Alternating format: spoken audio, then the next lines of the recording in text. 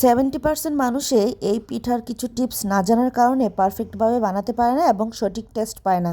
তেলে ভাজা পিঠা কিংবা পোয়া পিঠা কিংবা বড়া পিঠা যে নামেই রাখুক না কেন, এই পিঠার স্বাদ লেগে থাকবে আজকের রেসিপিটা ফলো করলে। তো চলে আসলাম রেসিপিতে। এখানে আমি পরিমাণ মতন পাটালি গুড় নিয়ে নিয়েছি, খেজুরের গুড়। এখানে ভালোভাবে নারকেল কোড়াও দিয়ে দিব, দিয়ে ভালোভাবে এটাকে জাল করে নিব যাতে সুন্দরভাবে স্ট্রং একটা ফ্লেভার আসে আর পিঠার টেস্ট অনেকটাই বেড়ে যায় এবং খেতে খুব সুস্বাদু লাগে।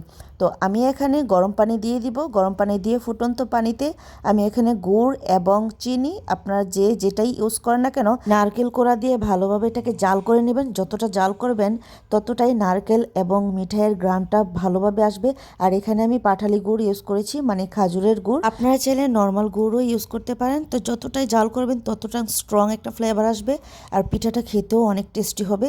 তো এখানে মোটামুটি কুসুম কুসুম গরম রয়েছে। সেই অবস্থায় আপনার যদি শুকনো চালের গুঁড়ি দিয়ে পিঠাটা বানাতে চান, তাহলে এখানে শুকনো চালের গুঁড়ো আস্তে আস্তে করে এটার সাথে মিশিয়ে ব্যাটারটা রেডি করবেন। আর অবশ্যই রেস্টে রেখে দিবেন 5 থেকে 6 ঘন্টার মতন। তো আমি এখানে ভিজা চালের গুঁড়ি ইউজ করব। আর অবশ্যই আতপ চাল হতে হবে, মানে আমরা পিঠার জন্য যে চালের গুঁড়িটা ইউজ করি সেটা। তো আমি এখন সুন্দরভাবে ব্যাটারটা আস্তে আস্তে করে এখন রেডি করে নিব।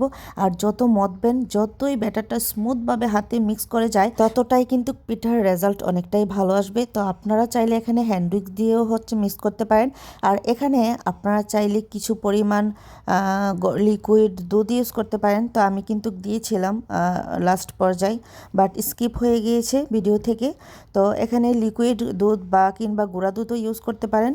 আর এই তো আমার মোটামুটি ব্যাটারটা রেডি হয়ে যাচ্ছে। তো এখন আমি রেস্টে রেখে দিব 1 থেকে 1.5 ঘন্টার মতন, কারণ আমি এখানে ভেজা চালের গুঁড়ি দিয়ে বানিয়েছি। আর এখানে আপনারা চাইলে যে জিনিসটা করতে পারবেন, একটা ডিম ভেঙেও এখানে দিতে পারেন, ডিম ইউজ করতে পারেন। পিঠাটা আর একটু সফট হবে যারা সফট খেতে চান। তো এই তো দেখতে পাচ্ছেন আমার পিঠাগুলি কতটা সুন্দর হচ্ছে, একদম ফুলকো ফুলকো। আর প্রত্যেকটা পিঠাই খুব সুন্দর এবং পারফেক্ট হয়েছে, আর খেতেও কিন্তু অসাধারণ টেস্টের দিক থেকে। আর আজকের রেসিপিটা ফলো করে অবশ্যই সেম ইনগ্রিডিয়েন্টস দিয়ে আপনারাও সেম প্রসেসে এই পিঠাটা বানাতে পারেন। অসাধারণ টেস্ট। তো ভিডিওটি কেমন লাগলো অবশ্যই কিন্তু কমেন্ট করতে বলবেন না। আর আমার ইউটিউব চ্যানেলের সাথেই থাকবেন সাবস্ক্রাইব করে। তো আজকের মতো বিদায় নিচ্ছি। Thanks for watching everyone.